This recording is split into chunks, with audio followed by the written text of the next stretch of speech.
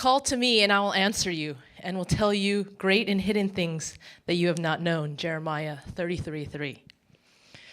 January 14th, 2006. At a church retreat, Bob Hartley, a prophetic man of God, called me out and gave me a word. He said, "Go the course alone. You can't marry into it. You can't get it through a man's perspective. You'll be facing another direction, going after the first love, which is the church. And you'll be surprised who will pop up next to you and God gives you as a gift. The Lord will awaken love in the proper time.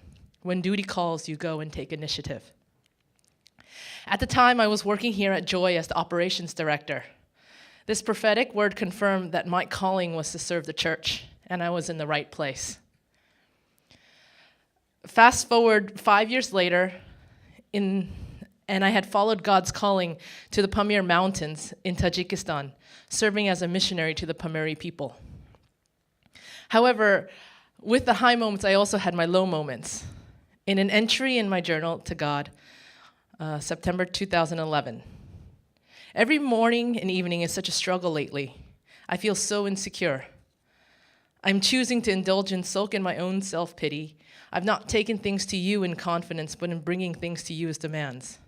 I'm way out here, and I feel totally helpless to do anything about my singleness. When I think about the future, I'm scared. How long, God? I'm trying to hold it together, but there's such an ache in my heart. How do I feel satisfaction in you and yet deal with the disappointments in my life? Why have you given me an impossible task? I was ready to come home. Thinking about being out there for another year was too difficult, yet I knew this was the kind of life that God had called me to. I knew I didn't have the strength and confidence to keep going in the mission field alone. The aches of loneliness was too much for me. My plan was to come home to be around my loving Joy community and really try to come to terms with my singlehood, to be okay with myself, and then to go out again for long term. Half a year later, after gut-wrenching goodbyes and all my bags packed, I left my family and friends in the Pamirs to go to the capital city, Dushanbe, to fly home. Waiting for my flight out from Tajikistan, some Korean friends were very kind to cook an elaborate Korean meal for me. I hadn't had a Korean meal in almost a year. Long story short, through one of these meals, I met Il-hyung. Some things piqued his interest in me, and he mustered up the courage to ask me out the day before I was leaving Tajikistan for good.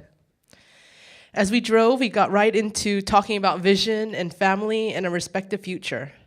That day, he stated his interest in me, plainly. I was very flattered, but I didn't see any possibility since I was leaving the next day and chalked it up to bad timing. The next day, with my bags packed, he drove me to the airport.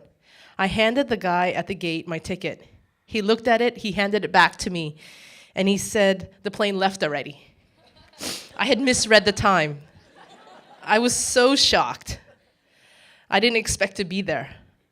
So I spent the following day praying, and I felt God said, "Trust me." Seeing that we had unexpected time together, Il-hyung also asked God and sought him.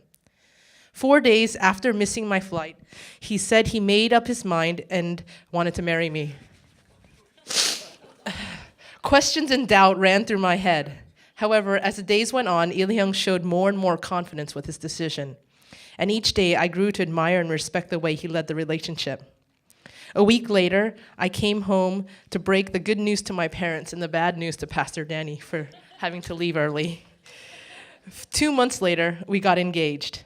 And in 3 weeks from now, he will fly in from Tajikistan and we'll get married. We will leave shortly after to spend our first year of marital bliss in Tajikistan. I thought my time in Tajikistan was over, but God had other plans for me. Il-hyung is not a reward for going on missions. My story is my inheritance, all of it. From the prophetic word to serving in the mission field to the joys and the deep loneliness, and now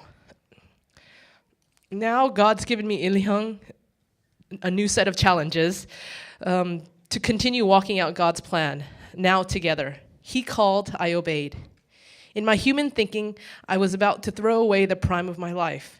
Nothing made sense about leaving my life in New Jersey to be in one of the remotest places on the planet. I clung for dear life to the truth that God's way is far better than my way, even if I couldn't see it. If God is calling you to do something, do it. Don't waste another day. Is there a decision that you're putting off? Ask her out. On April 6th, I get to stand before God and friends and make the biggest promise of my life and celebrate this incredible journey.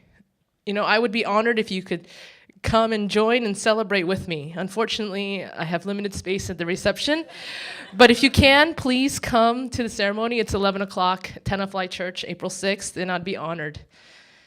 Call to me and I will answer you, and I will tell you great and hidden things that you have not known. Jeremiah 33:3.